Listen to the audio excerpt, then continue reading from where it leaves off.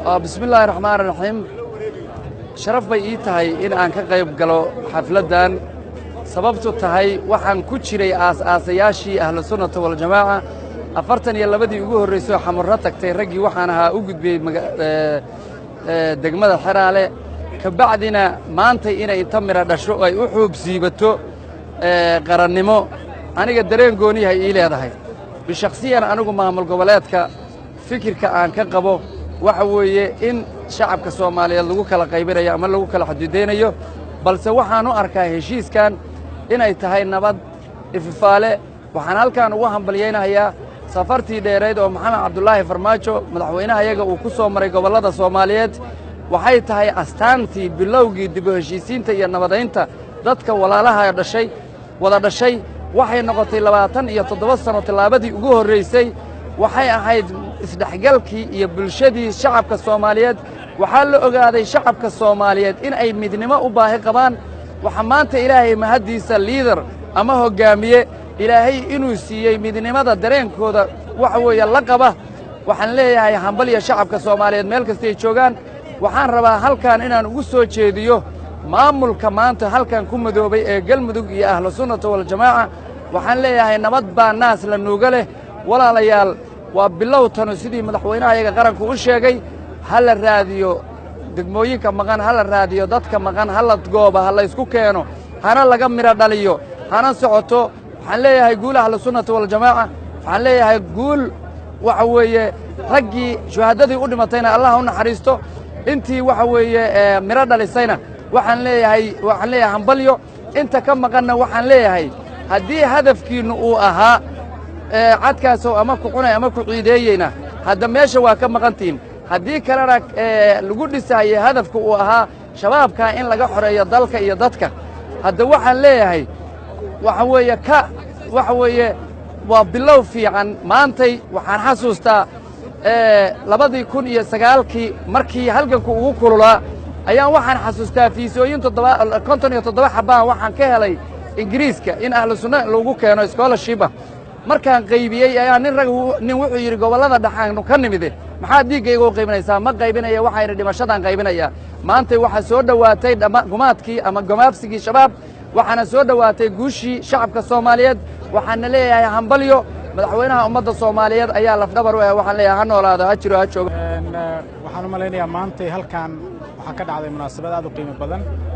munaasabad in muddo ah la sugaayay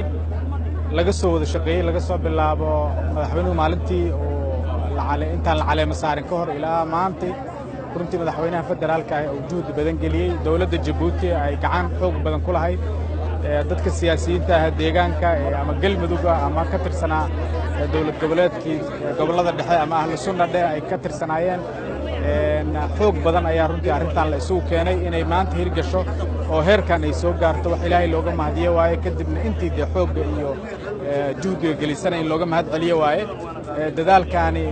runtii si guud madaxweynaha booqashu ka soo bilaabay Puntland galmudug oo aan wali ka dhamaanin oo ku waday dhamaantood marka la fiiriyo waxay ahayd dadaal iyo safar taageeraya dawladnimadii taageeraya safar wuxuu ahaa midnimada ummadda Soomaaliyeed iyo wada jirkeeda iyo nabadda gacan siinay oo ahaa aad baan runtii ugu faraxsanahay inay maanta munaasabadan halkan ka dhacdo reer galmudug qiimo gaar ah u leedahay waa munaasabad xooggoodii iyo awooddoodii lagu mideeyay waa munaasabad ay si taariikhdu ay sheegi doonto aad loo xusuusan doono munaasabad waxa weeyaan dadkan iyo deegaankan runtii marka la fiirsho dib u dhac badan oo ku jiro kasoo kabi karta inay hore u socdaan ka shaqeyn karta aadan rajaynaynaa insha Allah Ilaahay subhanahu wa ta'ala inuu barakeeyo waxa yar ee ka dhiman ee aan wali dhameystirmin Ilaahay inuu noo dhameystiraan Ilaahay subhanahu wa ta'ala ka rajaynaynaa dhammaan waa uga mahad celinaynaa inta halkan timid aniga magaaladan Dhuusamareeb xildhibaankeedii baan ahay marka dhammaan waan ku soo dhaweynaynaa dadka yimid dhammaan waan u mahad celinaynaa madaxweynuhu ugu horeeyo ilaa qofka ugu dambeeya dad ka soo qayb galay munaasabadan dawlad goboleedyada gobolka Banaadir waxgaradka siyaasiyiinta xildhibaanada labada gole dhammaantood shukran aan leenahay aad u mahadsantii salaamu calaykum waraxmatullah maanta waxa runtii farxad weyn iyo reyn ayaan ku joognaa halkan taariikh cusub ka bilaabatay gobolkan waxaan rabaa horta halkan markuu ugu horeysay inaan mahadnaq u jeediyo madaxweynaha jamhuuriyadda dimuqraadiga Soomaaliya madaxweyne Maxamed Cabdullaahi Farmaajo oo suuro geliyey dib u heshiisiintan isaga iyo tiimkii la jiray oo dhan nooc walboo yihiin wixii la qabtay iyo dadaalkii la qabtay in la soo gaarsiiyey marxaladdan waxaa laga soo maray dhib badan marka isaga iyo intii kala shaqaysaba waa mahad celinaynaa teeda kale maanta maalin kale oo taariikh lay ahayd oo hay-adihii adduunkao dhan oo United Nations ugu horreeya oo cid walba ay timid oo ay aqoonsatay galmudug aqoonsigaas ka bacdi waxaan hadda kadib noo yimi implementation waxa dhahay in arrintii la hirgeliyo la qabto ciddii ka maqan lagu soo daro waxaan rabaa isla markaas halkan aan uga mahad celiyo walaalaheen reer Cadaado oo runtii dadaal badan sameeyey muddadii aanay joogeen amni badanna sugay aadaan ugu mahad celinaynaa waxaan rajaynaynaa inay ku soo biiraan arrimahan mataqaanaa ii sheegay hadda socda aysan ka harin walaalahood tan kale Soomaaliya oo dhan baa ku mahadsan cid walba maanta waa loo dhammaa runtii cid walba oo Soomaaliya oo timid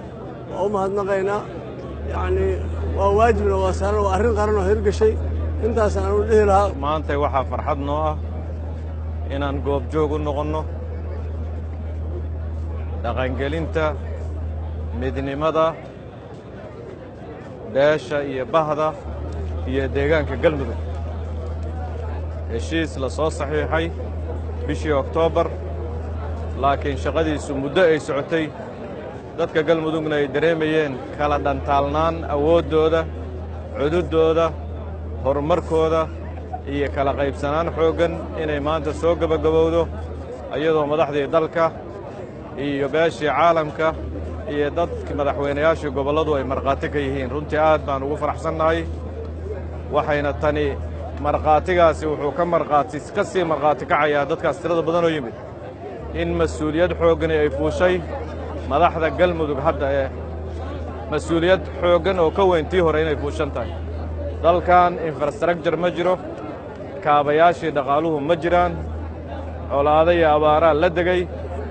waxaa looga baahan yahay adeegyo xaflado la dhigo maanta u dambaysaan rajaynayaa marka laga reebo in tabashada reer Cadaado la xalliyo oo ahayd xuduntii iyo saldhiggii maamulkan galmudug oo aan rajaynayo xalayna aan ku soo dhafarnay xildhibaano kalena meeshii ay joogaan birrina lagu noqon doono in la soo dhammeeyaan rajaynaynaa markay dhammaato wixii ka dambeeya waxaa loo joogaa adeeggii looga baahnaa dawlad goboleedkan in madaxdiisu ay la timaado dalka tirada badan ee al-shabaab ku hayaan in gacanta lagu soo dhigo in la soo wada dego deegaamadii la wada deganaa in ceelal waxbarasho iyo infrastructurekii deked iyo ayraboorro inay helaan in dadka jaaliyadda tirada badan ee galmudug ee lacagta badan haysatay dhaqaalaha badan haysatay xamar maal gashatay nairobi maal gashatay adduunyada meelo badan ka maal gashatay inay dib ugu soo noqoto deegaankoodii oo ay maal gashadaan si ay ula tartamaan ugu yaraan deegaamada kale oo lafaca ah waxaan rajaynaynaa marka galmudug iyo dadkeedaba guul annagu xildhibaanadii dadka matalayaan nahay marka ay faraxsan yihiin waa la farxaynaa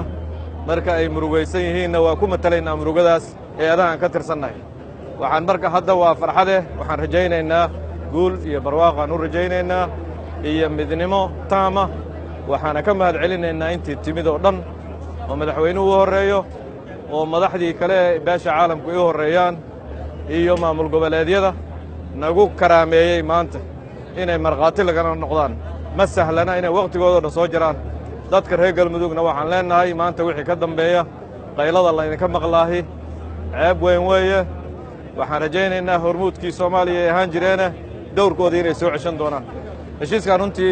waa heshiis muddo soo socday 2015 buu soo bilowday raadintiisu madaxweyne yaro galmudug cabdikariin guuleed ayaa soo bilaabay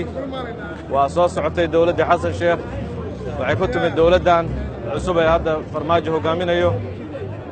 way dhammaystireen dowr fiican bay ku lahaayeen sidoo kale dawladdii ka horraysana dowr fiican bay ku lahayd marka sida loo dhammaystiray ayuu heshiisku meel hore ka yimid dhammaystir buu ahaa kaalin fiicanna way ka ciyaareen oo runtii dee waa kaalintaan hadda beesha caalamka inay soo aaminaan oo yimaadaan oo markhaati ka noqdaan waxa sabab u ahaa dee madaxda dalka sabab u ahayd munaasabadan sharafta badan aad iyo aad baan ugu faraxsannahay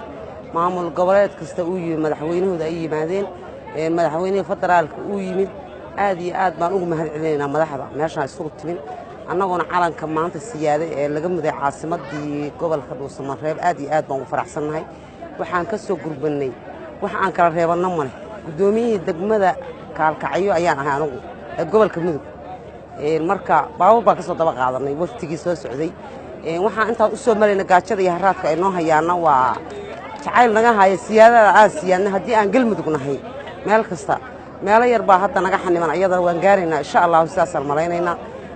aad iyo aad bay madaxdeena aan soo dhaweynay aad iyo aad bay noogu mahadsan yihiin waa ku mahadnaqaynaa waa hambaliyaan leenahay waa aad iyo aad baan ugu faraxsanahay meeshaan UN iyo meel kasta la isaga yimid madaxdii dhameed ay isku timid aad iyo aad baan ugu faraxsanahay